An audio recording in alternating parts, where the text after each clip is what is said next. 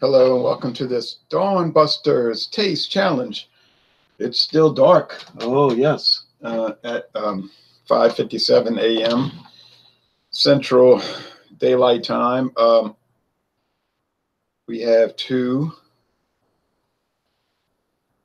I don't want to say famous because they're not classic. I wouldn't use that term. How about obscure and cheap? Those are two good terms. Two obscure and cheap American blended whiskeys. First is T.W. Samuels, introduced in 1844. Now that's the truth. The truth. There's a very old label, and that's like the original, that red thing. If I can get my arm position right. T.W. Samuels.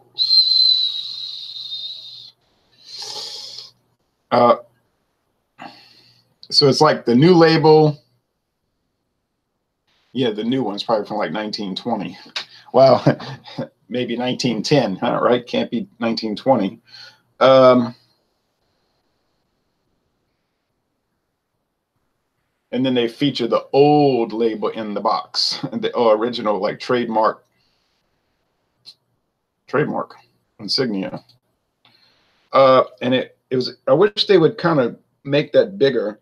Kentucky Blended Whiskey, T.W. Samuels Distillery, Bardstown, Nelson County, Kentucky. It's like microscopic. Blended and distilled. I don't know what that says. Registered United States Patent Office. Well, I guess it's not the original label since it's saying established since 1844, but that's an old one. And it's a, I don't know what that's supposed to be, a belt buckle with grain. I don't know. It's strange. But then it's just got this standard. Kentucky whiskey is our business. True story. Blended and bottled by T.W. Samuels Distillery. So I never heard of that company. Well, look at the back. Now there's the giveaway. There's the giveaway. Because it's showing the Heaven Hill crest. Heaven Hill Distilling. Choice blended whiskey. You say choice. Must have been expensive. Yeah, $8.99 at Winn-Dixie. Saw a bottle over there this past week. 20% Kentucky straight whiskey and 80% grain neutral spirits, aged 36 months. It's like the price never changes for this. It's been $8.99 for 5 years. Oh well, it's a standard price. What are we going to go up against? I'm going to show you. I just want to get, okay, I want to get these. I want to make sure I do the labels correctly. All right, so let's put T.W. Samuels over there. It's one of the old ones. J.W. Dant, even older. Another Kentucky Heaven Hill brand these days, 1836. So J.W. Dant, they're under control of Heaven Hill. T.W. Samuels under control of Heaven Hill, owned by the Shapira family. I posted a very interesting article on Alcohol Eggs called Jews and Bourbon. I don't know where it was from, like a magazine, Jewish Chronicle or something. It was all about how these Jewish families can basically control the bourbon industry and have done so for a long time. Bronfman family, Jewish Russian immigrants, control Seagram's. Then one of their descendants destroyed the company. It's so common with one of the younger people inherit it and they goofy and they ruin it. The Shapira family, like I said, Heaven Hill. William Goldring, him and his wife with Sazerac.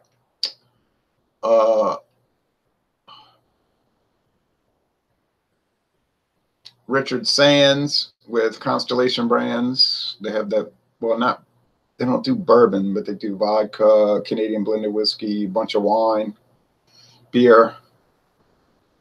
Richard Sands. That's why they call it Richard's Wild Irish Rose. It was like literally named after him. Let's see who else. But anyway, you can look all that up. I mean, or you could just read the article. It was interesting. All right, so we have King Square blended whiskey. Okay, that basic label. This has been on the market since 2010. Oh man, 8 years. Doesn't say American blended whiskey or Kentucky blended whiskey. It just said blended whiskey bottled in Florida. The other one's bottled in Bardstown. It says blended and bottled. Now, neither one of these things say distilled in the state where they're bottled. They don't say distilled in Florida. It doesn't say distilled in Florida, and it doesn't say distilled in Kentucky. So it might be distilled in, guess where? I know one of the viewers will say, I know where. Give you a chance to comment. Where? Nobody.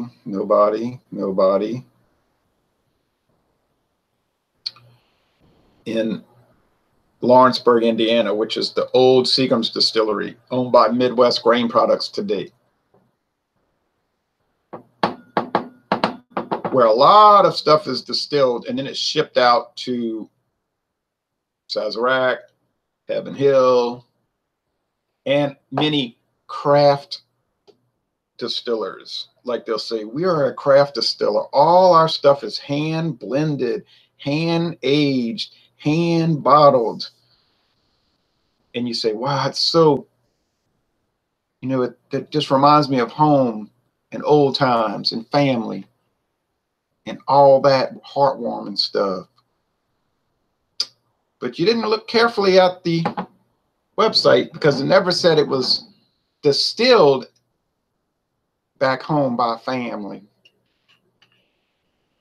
No, it was mass produced and distilled in Lawrenceburg, Indiana, under contract. And then, but why ruin a great story with full disclosure? Why would you want to do that? No. King Square, you're going to notice something about it. It's so light.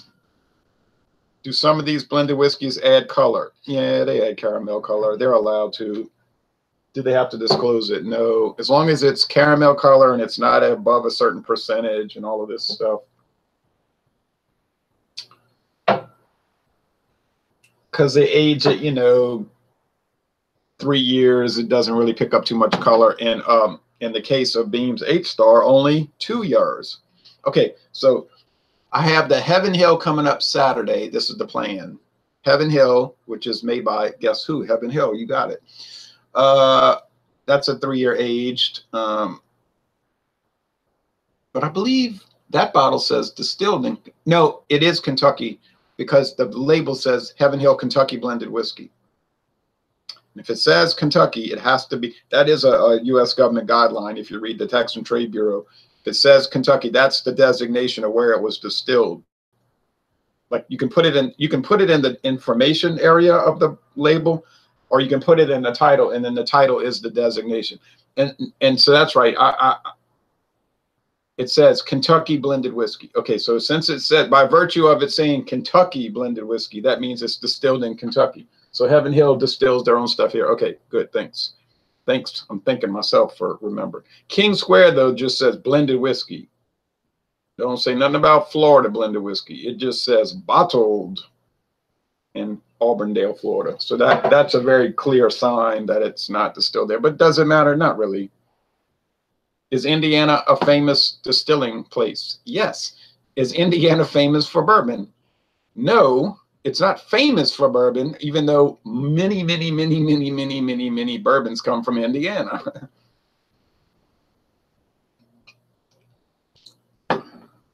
You say, wait, I thought bourbon was a bluegrass state thing. You telling me bourbon is a Hoosier thing? Yes. You ever drove through Indiana? You ever seen so much corn in your life? Corn, corn, corn. That's the heart of bourbon. Okay, look how, oh my gosh. This is amber, and this is straw. And I mean pale straw. That is about as clear as they get. He said, that looks like scotch or something. Yeah, but it ain't. It's just, this is what bourbon blended with grain neutral spirits, in other words, ethyl alcohol, in other words, corn distillate or corn whiskey or grain whiskey. That's what that looks like if you don't add color in. Okay? And you age it for, I don't know, there's no age statement on the bottle. So, okay, 4 years, you pick up that much. You say it's charred barrels, though. Yeah, but they don't have to be new barrels. It might have been a charred barrel from 1915. Literally, they used some of these barrels for hundreds of years. They said that at the Jack Daniels website, brewery, distillery tour. He said, but we don't use them. We just ship them off to Scotland, and they age the Scotch whiskey in the used barrels, and they'll just use them and use them and use them. And it's like a tea bag, you know. You keep dipping it, and you don't pick up much tea. But the Scotch, they don't want the charred. They don't want it to taste like bourbon, you know. They want it to taste like peat smoke and all of that. But anyway, so this one, you know, can it pick up this much color in 3 years? I don't know. I'm a taster. I'm not an expert. I guess it's possible, but maybe they add color. I don't know. I doubt it. So this one's picking up, but you don't know. You don't know the age of the barrel. So there's a lot of variables you see. And there's different types of oak. The government said it has to be oak. Do they usually use white oak? That's my understanding. Does it have to be white oak? No. It could be live oak, water oak, swamp oak. You know what I mean? But it has to be oak for bourbon. For other products, it just say wood barrels.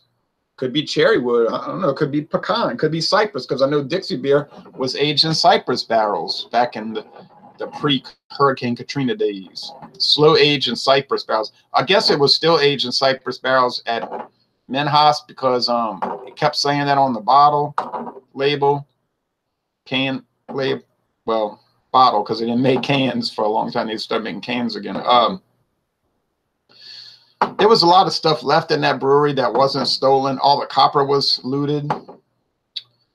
But they didn't steal the cypress barrels, apparently. So they must have shipped those up to Menhaus and said, age the Dixie in this. Okay. And, you know, for a long time, Dixie beer was handled by Paulaner. Not anymore, because Tom Benson bought it last year. He died, but he bought it before he died. He got sick and died of pneumonia in 2018. He was 90 years old. But after he took over, him and his wife took over, it was not listed on the Paulaner website anymore. Paulaner USA website is one of their brands. And then there was some European beer company called, I don't know what it was called, something Europe. Beer. I think it's probably owned by Paulaner also, but it had a different name. And you know who owns half of Paulaner, right? I think 51%. Heineken. Oh, yeah, you said Heineken. Yeah, you know, when you start researching and peeling back the layers of the onion, there's always like an InBev, an Anheuser-Busch InBev, or a Heineken underneath that onion, you know, inside the onion. But that was Dixie. And I know Dixie was sold in Ireland, because I was looking at this Irish beer distributor website, Ireland and England. But I think it was contract brewed, or still is contract brewed in Ireland, of all places. Dixie, yeah, serious. Dixie beer. And I think, didn't one of the Irish people tell me in a comment one time, well, Dixie, we all know about Dixie beer. Isn't it famous? And this is somebody from Ireland telling me that. I said, not really famous. It's famous in Louisiana, not famous in the United States. Oh, his impression was that the biggest beers in America were Dixie and Schlitz. I was like, what? Because Schlitz kept that going too. In Europe in the 90s and 2000, when they were practically dead in America, it kept going along strong in Europe by virtue of this distribution over there in Ireland. But Schlitz might have been contract brewed in Ireland as well. I don't know. I know it is sold in China, and it was apparently very popular in China. There's like different Schlitz variants over there, Pabst also. But anyway, back to this. Frederick Byron says, morning from Memphis, Tennessee, land of Wiseacre Brewery. Memphis, Tennessee, land of Wiseacre. That's right, Wiseacre. I like their stuff. Okay, on with the show. I can't look. If I look, I'm going to know what it is because the color is so different. And then I think I'm going to set up an event for Tuesday, a Dawn Busters with King Square versus, I may as well do Beams 8 Star. It's the only Beam Suntory blended whiskey I've got now. Another hidden brand. Beams 8 Star. Like Mila Kunis would say, aged 2 long years. You say 2 years. I know, right? Hey, but that's cheap. That's $7.99 a bottle, so don't feel bad about it. Be angry if you pay $23 for a bottle of Redemption High Rye and you find out it's bourbon aged 1 year. It says aged at least 1 year. Well, at least 1 year. You know it's about 1 year, right? You know, that's the minimum. They're probably going exactly 1 year or a day over. And it tasted young, and it wasn't that good. It was all right. It was fine. I wouldn't pay $23. I didn't find it was much better than the doggone Barton blended whiskey from Sazerac. Barton. You said, but it's Redemption High Rye. Yeah, well, you know, Sazerac whiskeys tend to be high rye. They tend to be higher rye than normal. So you can get the dang, like I said, the dang, it's called the dang. The Barton, which seems to have a high rye content. That was $5.99 a bottle at Smoker Friendly on US Highway 62 westbound in Frankfort, Kentucky. Very fascinating store, Smoker Friendly. I was like, wow, this is an emporium of cheapness and some good stuff too. Incredible place. Oh, this is very pungent. Oh, it smells like sourdough bread, like a bagel. You know those Linders, talking about Jewish people. Linder's sourdough bagel. It's got, I don't want to guess yet. I have to remember that the King Square was more exotic in the flavor and aroma than what you normally get. Candy corn? Yeah.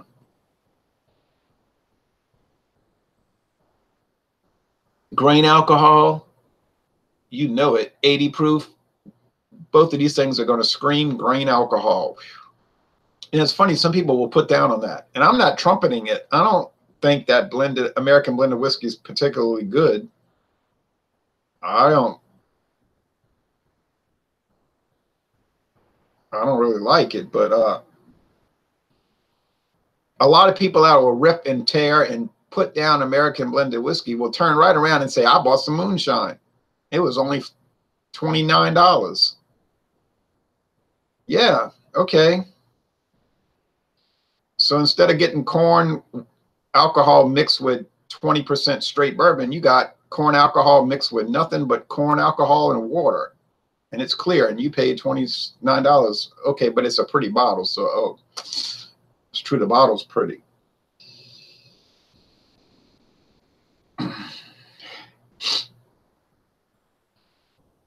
And you could pay a lot for American blended whiskey, yeah.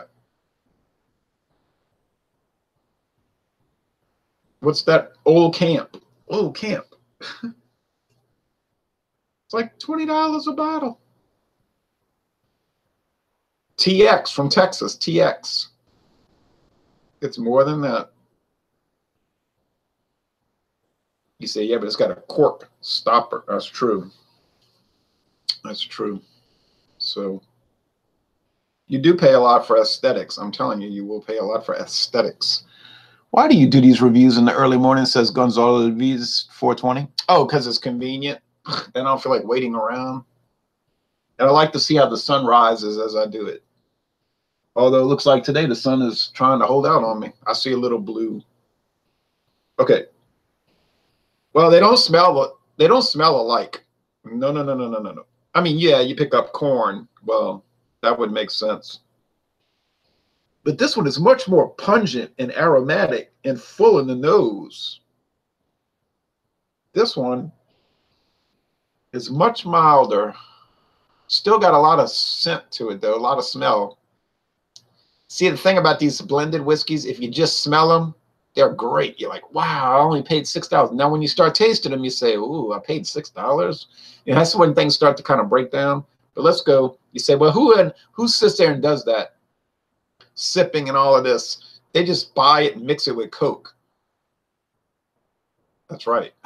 Yeah, that's probably so.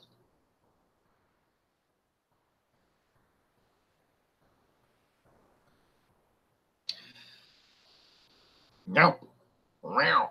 I just got bit by a dog. It does have some mint. I don't know, but it's like not the right kind of mint. You know what I mean? It's like, this shouldn't be there. And there's candy corn and a lot of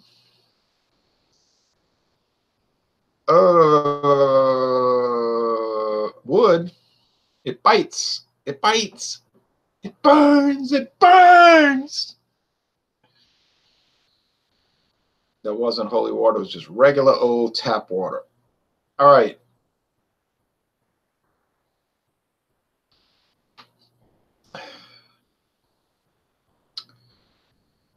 Now you see, this one is much milder in the taste. But then I said it was milder in the aroma. So that one had a very pungent aroma, and it had kind of a aggressive flavor, if you want to call it. I don't want to say harsh, because I just rather use euphemisms like aggressive or bold. This one here is, oh,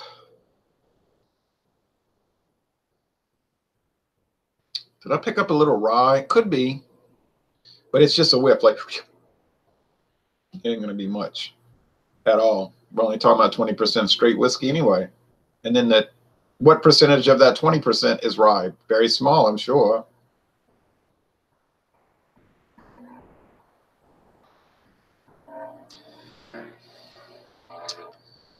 And just like so many of these American blended whiskeys, it has that strange honeydew melon.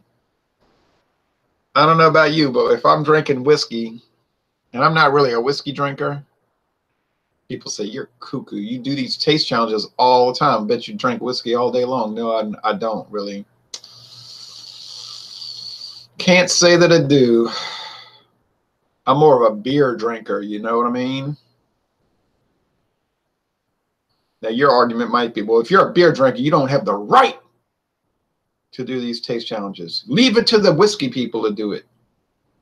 Pretty sure I have the right. I can do whatever I want. You can do what you want. People can taste and challenge whatever they want to taste and challenge.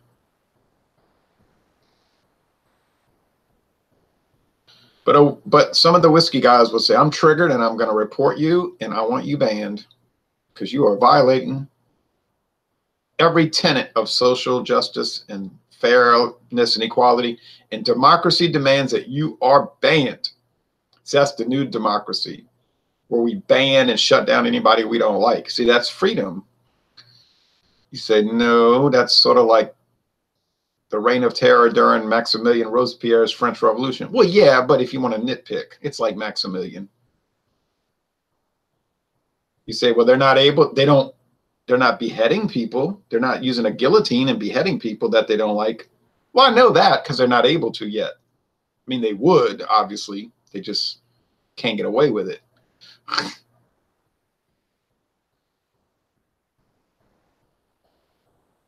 Oh, wow, that is harsh. Golly. Why? Oh, no.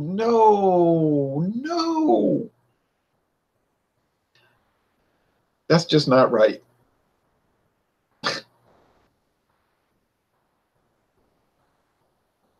That's like the Hells Angels punching somebody during a concert in 1969.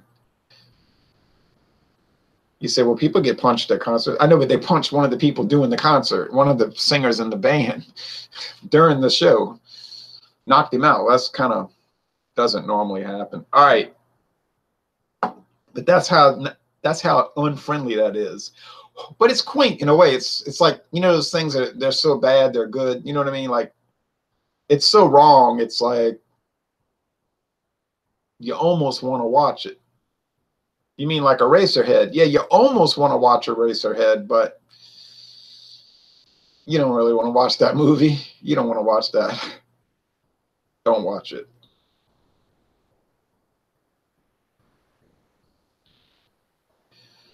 There's no point to it.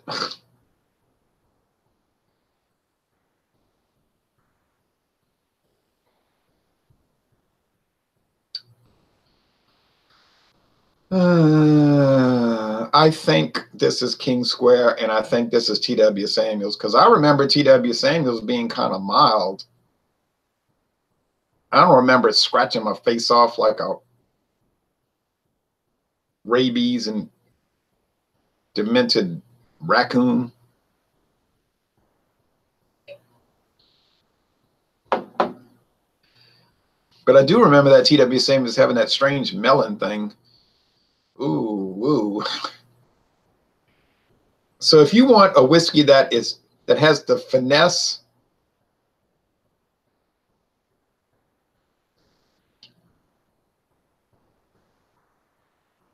oh no, no, no.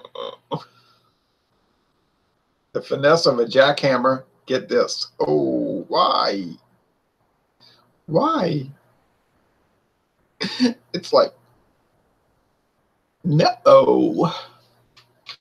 Let's go to the mall. All right. So she was shopping and all this thing she was talking about. I'm so sure.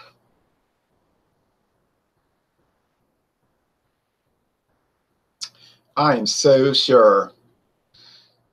Really? Okay, this is King Square. Let's go to King Square Mall. They have rad jackets. Okay, it is King Square. You say, what you're describing is wretched, horrendous, bad. It is arguably all those things, but it's not bad in the sense of metal machine music. It's just bad in the sense of it's so unrefined. So unrefined.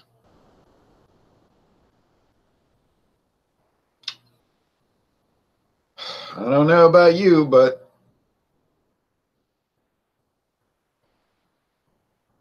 I wouldn't buy it again. Well, I mean, but that doesn't mean anything. So, see, that statement is a meaningless statement. To say I wouldn't buy it again is ridiculous to say, because I wouldn't buy any of these whiskeys again, even if they were world class, because I'm just always going to different brands.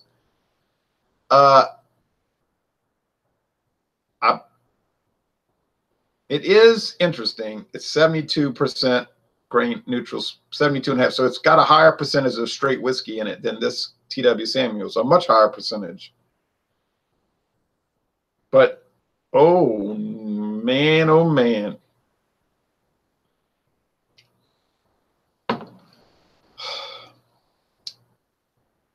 It's like listening to that album, White Light, White Heat from 1968, 50 years ago. I said, this is nothing but a bunch of racket. Why would anybody want to listen to this so-called music?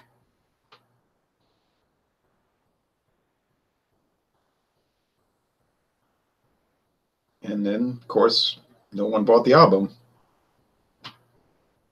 You say, yes, but everyone who did buy the album went out and started their own band. Yeah, but their band was no good. It was a bunch of racket.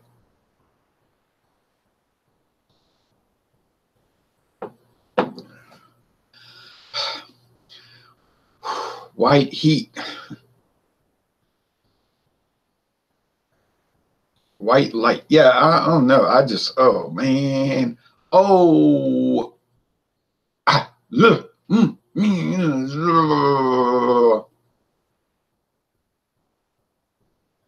Would I rather drink Kentucky Tavern straight bourbon whiskey? Yeah. Straight Kentucky bourbon whiskey. Do I like bourbon whiskey? Not particularly.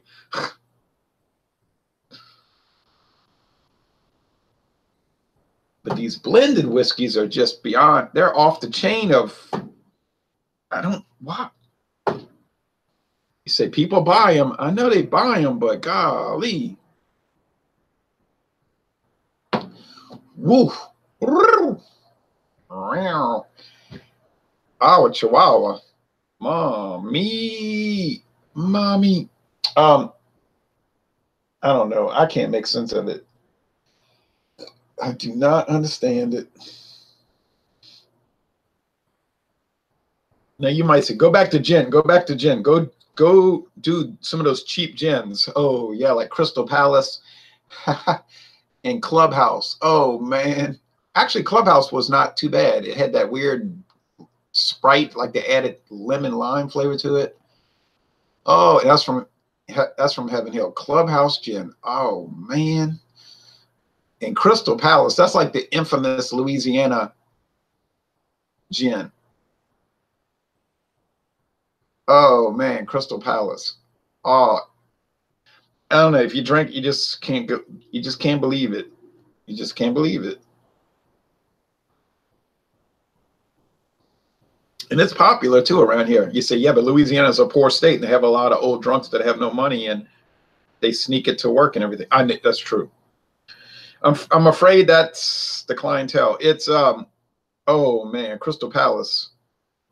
And then when I was at Barton Distilling, the lady says, "Oh, we make a lot of that stuff." The girl just like, I just mentioned Crystal Palace, and she turned around quick. Oh, that's really popular. We make a lot of Crystal Palace. And I was like, oh man. Said it with a straight face, like it was something respectable to say. Probably her supervisor would be like, no, we don't mention that. Don't talk about that. Well, I don't know. I don't think I'm going to buy another American blended whiskey. I'll tell you the truth. I don't think I will.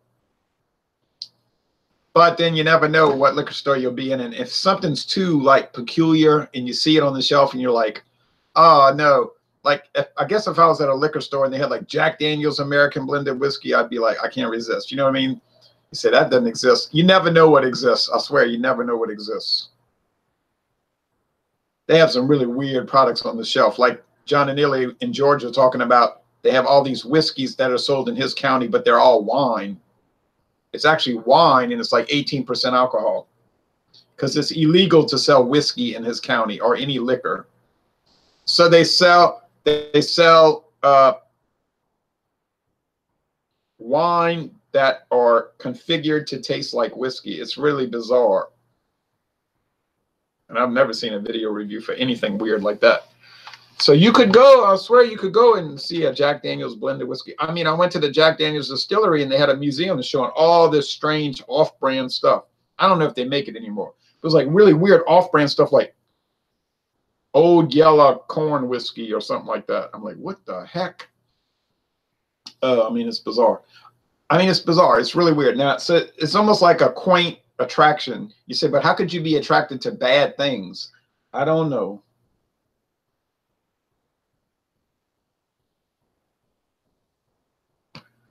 Can't explain it. I can't explain. All right, Rusk Mag. Let's see. Rusk Mabagua says, William Kepley, we need you, bro. William Kepley is probably watching, but William Kepley is not going to present himself. Don't be elusive, William Kepley. Do not be elusive. All right. Now,